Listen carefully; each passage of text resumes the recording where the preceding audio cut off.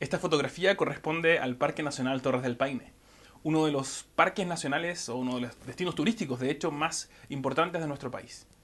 Existen varias maneras de recorrer el parque, pero la más popular es el senderismo. Son circuitos de varios días para recorrer la belleza del parque.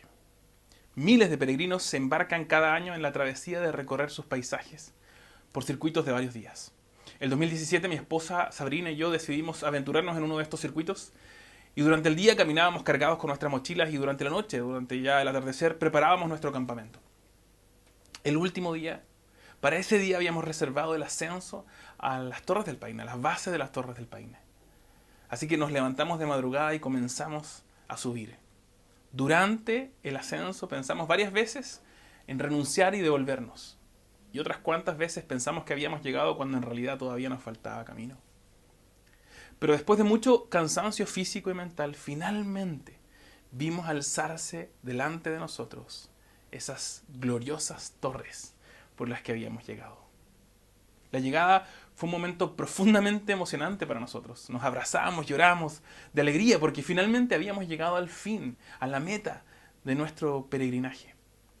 Una mezcla de alegría y asombro, como la que deben haber sentido también los peregrinos que habían dejado atrás sus aldeas para caminar juntos, llegando finalmente a Jerusalén. Una alegría que se describe en el Salmo 122. Si nos estás acompañando hoy día por primera vez, te doy la bienvenida. Te quiero contar que estamos en una serie de mensajes que se llama Cantos del Peregrino. Una serie que recorre una antigua colección de salmos, del libro de los salmos, que cantaban los peregrinos que iban a celebrar las fiestas judías en Jerusalén. Jerusalén que estaba en un cerro, así que iban ascendiendo, por eso se llaman de ascenso. Y este peregrinaje partió en esta pequeña micro colección entre el Salmo 120 y el Salmo 122. Partió después de dejar la angustia que encontramos en el mundo, en el Salmo 120. Continuó en el Salmo 121 con la seguridad de caminar protegidos por el Señor. Y ahora llegamos al Salmo 122 con el gozo de haber llegado a nuestro destino. El sermón de hoy día se llama El gozo del peregrino y recorre justamente el Salmo 122, describiéndonos ese gozo que sostuvo a los peregrinos en la antigüedad y que todavía tiene el poder de sostener a los peregrinos en nuestros tiempos. Nos vamos a enfocar en tres componentes del gozo que impulsa al peregrino en medio del camino. En primer lugar, la alegría. Alegría de estar con Dios. En segundo lugar, la emoción de estar con el pueblo de Dios. Y en tercer lugar, el compromiso de velar por la ciudad de Dios. ¿Comencemos? El primer componente del gozo del peregrino es la alegría de estar con Dios. La vida cristiana es un peregrinaje caracterizado por la alegría. Mira conmigo los versos 1 y 2 del Salmo 122. Yo me alegro cuando me dicen vamos a la casa del Señor. Jerusalén, ya nuestros pies se han plantado ante tus portones. La casa del Señor era una expresión para referirse al tabernáculo y al templo, el lugar de habitación de Dios mismo, y donde Él se reunía con su pueblo. El rey David, que escribe este salmo, dice que se alegró cuando le invitaron a comenzar el camino hacia la casa del Señor, y el segundo versículo suena casi como un contraste, como si estuviera diciendo, yo me alegré cuando comencé el camino, pero nunca me imaginé la alegría que iba a sentir ahora que he llegado al destino. Ahora, la alegría de David no necesariamente es una buena noticia para nosotros. El templo en Jerusalén, la casa de Dios, fue destruido varias veces, reconstruido varias veces, pero fue destruido definitivamente, un poco tiempo después del surgimiento del cristianismo.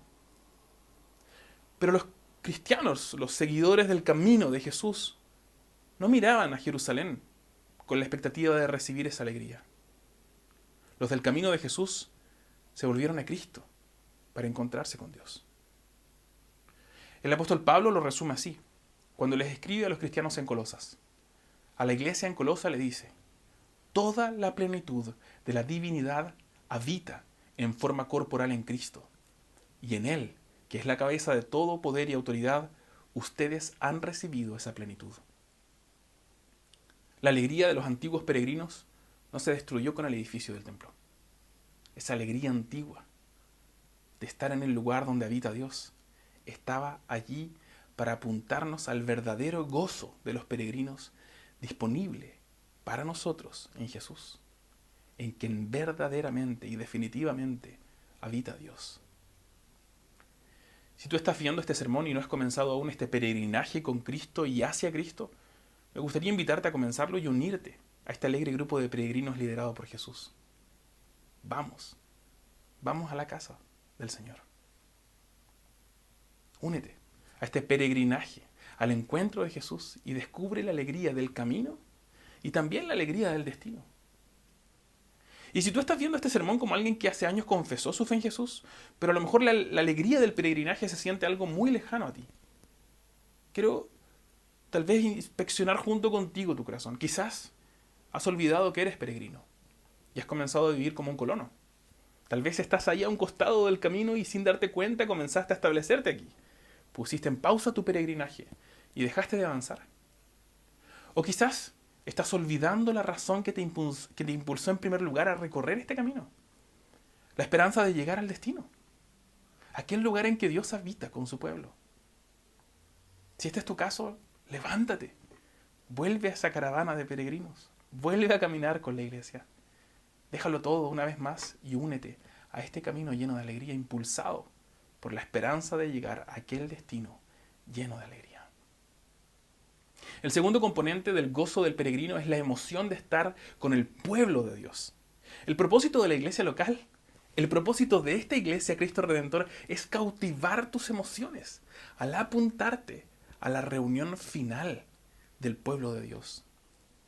Los versículos del 3 al 5 lo dicen así: Jerusalén, ciudad edificada para que en ella todos se congreguen. A ella suben las tribus del Señor para alabar su nombre. La llegada a Jerusalén es importante para David, no por el lugar en sí. Es importante porque es el lugar de encuentro, porque él se encuentra unido al pueblo de Dios, alabando a su Dios. Y cuando el Nuevo Testamento habla del destino de los cristianos, habla de una nueva Jerusalén. No la misma, sino una nueva, que a diferencia de la antigua, no puede ser destruida.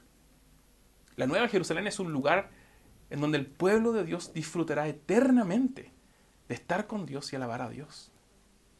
Todos los que han puesto su confianza en Cristo desde el comienzo y hasta el final, de distintos tiempos, de distintas razas, de distintos lugares y de distintas lenguas, se reunirán en esta nueva y verdadera Jerusalén como una gran iglesia para alabar a Jesús. El apóstol Juan tuvo una visión del futuro, una visión celestial donde veía la gran asamblea de peregrinos finalmente disfrutando de estar juntos en su destino. Así la describe en el capítulo 19 de Apocalipsis. Oí voces como de una inmensa multitud, como el estruendo de una catarata y como el retumbar de potentes truenos que exclamaban: ¡Aleluya! Ya ha comenzado a reinar el Señor, nuestro Dios Todopoderoso. Alegrémonos y regocijémonos y démosle gloria. Hoy existe una tendencia a pensar que tenemos que hacer más y más para atraer seguidores y mantenernos relevantes, vigentes como iglesia. Y aunque es bueno pensar en cómo alcanzar a otros, a veces sin darnos cuenta terminamos asumiendo que en la iglesia en realidad no hay nada que pueda realmente cautivar a las personas. Terminamos pensando que tenemos que rellenar un vacío para hacer pensar a las personas que sí vale la pena venir a nuestra iglesia. Pero este texto nos recuerda que no hay ninguna pantalla gigante, ningún cambio de lenguaje, ningún nuevo artilugio tecnológico que vaya a superar la visión de aquel momento en que nos hallemos en medio de esa inmensa multitud, cuyas voces suenan como el estruendo de cataratas y como el retumbar de potentes truenos. Nada en el mundo creado puede cautivar nuestras emociones más potentemente que recordar lo que nos espera cuando nos encontremos en esa gran multitud y escuchemos y cantemos juntos ese gran aleluya. Nada en todo el universo puede infundir en nosotros un gozo mayor que ese recordatorio que llamamos servicio dominical. Vuelve a dejarte cautivar por esa emoción de estar allí con millares y millares frente al Rey, viéndolo tal como es. Y entonces cuando te haya cautivado esa visión, te reto a intentar encontrar en este mundo algo más emocionante que reunirte el domingo en tu iglesia. Te desafío a encontrar algo que cautive más tus emociones que el saberte parte del cántico celestial de los peregrinos en la Nueva Jerusalén. El tercer componente del gozo del peregrino es el compromiso de velar por la ciudad de Dios. El gozo cristiano nos impulsa a comprometernos con el bienestar de la iglesia. Mira conmigo los versos del 6 al 9. Pidamos por la paz de Jerusalén, dice el salmista. Que vivan en paz los que te aman, que haya paz dentro de tus murallas, seguridad en tus fortalezas. Y ahora, por mis hermanos y amigos, te digo, deseo que tengas paz. Por la casa del Señor nuestro Dios, procuraré tu bienestar. El peregrinaje comenzó en el Salmo 120 con los peregrinos declarando su amor por la paz. Y ahora, al llegar a la ciudad de la paz, en el Salmo 122, se anima la caravana a orar por la paz de la ciudad de Dios. Y no solo eso, sino también a obrar por esa paz. Paz se refiere a algo mucho mayor que meramente ausencia de guerra. Es algo más cercano a plenitud, más cercano a esa palabra que nosotros usamos. Así que el Salmo 122 está llamando a los peregrinos a orar y obrar para que el pueblo de Dios experimente esa plenitud definitiva que solo va a encontrar en la nueva Jerusalén. Hace un tiempo hicimos una encuesta en la Iglesia de Cristo Redentor Vitacura y preguntamos cómo crees que nuestra iglesia podría mejorar. Hubo muy buenos comentarios y excelentes ideas. A veces pensamos en estas cosas e incluso las conversamos con otros. Tal vez tú alguna vez has dicho, mira, a la iglesia le falta esto, podría mejorar en esta área. Pero rara vez llegamos a formar parte de la solución. Rara vez estas cosas forman parte de nuestro tiempo de oración. Y mucho menos de nuestro quehacer. Sin embargo, este texto nos recuerda que buscar el bien del pueblo de Dios, buscar el bien de la ciudad de Dios, significa buscar el bien de nuestra iglesia. Nosotros somos la Nueva Jerusalén, la iglesia de Dios. Así la llama Pablo en Efesios, por ejemplo. Y buscar el bien también de la iglesia en el mundo. Buscar el bien de la iglesia significa orar para que perseveremos en nuestro peregrinar. Orar para que lleguemos a salvo a nuestro verdadero destino, porque allí vamos a experimentar la verdadera plenitud. Y dedicarnos también a trabajar para avanzar juntos en esa dirección. Me gustaría desafiarte esta semana, apartar un minuto al día para orar por la iglesia. Ora para que la iglesia de Cristo Redentor y también la iglesia en el mundo experimente esa plenitud que solo puede experimentarse en el camino de seguir a Jesús. Y ora para que el Señor te impulse a ti personalmente a vivir en servicio de la iglesia, a buscar maneras de colaborar para que lleguemos a experimentar la plenitud de estar con Jesús en el día final. Nuestra llegada a la base de las Torres del Paine fue un momento profundamente emocionante. Enfrente teníamos el macizo de las torres, con su laguna turquesa como estrado. Alrededor podíamos ver el bosque, las cascadas, los lagos. A lo lejos estaba el glaciar. La belleza era tan escandalosa que hicimos una pausa al llegar para alabar a Dios y darle gracias por estar allí. Cuando terminábamos de orar y levantamos nuestras cabezas, nos dimos cuenta de que no éramos los únicos. Había una pareja cerca de nosotros mirándonos. Nos preguntaron si éramos cristianos y les dijimos que sí. Así que finalmente nos acercamos, conversamos, oramos juntos. Y el hombre de la pareja me dijo, mira toda esta gente, maravilladas por algo que no entienden. Nosotros somos los únicos que entendemos el origen y el propósito de toda esta belleza. Me acuerdo que nos abrazamos y oramos juntos, emocionados al saber que nos unía algo mucho más grande que las Torres del Paine. Hermanos, la gente alrededor nuestro puede tener opiniones muy distintas acerca de la iglesia. Pero solo nosotros conocemos la belleza de su origen y la belleza de su destino. Es un privilegio exclusivo de los peregrinos el conocer la belleza que nos impulsa a continuar avanzando a nuestra meta. Y recordar esa belleza es clave para mantenernos gozosos en el camino.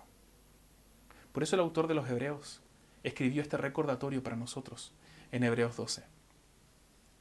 Ustedes no se han acercado a una montaña que se pueda tocar o que esté ardiendo en fuego. Por el contrario, ustedes se han acercado al monte Sión, a la Jerusalén celestial, la ciudad del Dios viviente. Se han acercado a millares y millares de ángeles, a una asamblea gozosa, a la iglesia de los primogénitos inscritos en el cielo. Se han acercado a Dios, el juez de todos, a los espíritus de los justos que han llegado a la perfección. a Jesús, el mediador del nuevo pacto, y a la sangre rociada que habla con más fuerza que la de Abel. Este es el camino del peregrino. Este es el destino. Y recordarlo nos traerá el gozo que nos espera a quienes caminamos con Jesús. Permíteme terminar orando. Padre Santo, te damos gracias por este recordatorio de nuestro caminar con Jesús. Un recordatorio, Señor, que nos hace pensar en la alegría que nos espera al final del camino. Un recordatorio que nos recuerda la plenitud que sentiremos al hallar nuestro lugar en esa gran asamblea. Y un recordatorio que nos impulsa a orar y trabajar por el bienestar de tu iglesia. Te pedimos que nos uses. Te pedimos por nuestra iglesia, Cristo Redentor, y te pedimos por la iglesia en el mundo. Te pedimos que podamos alegrarnos y recordarnos el gozo que hay en el camino al recordar y saber cuál es nuestro destino. En el nombre de Jesús. Amén.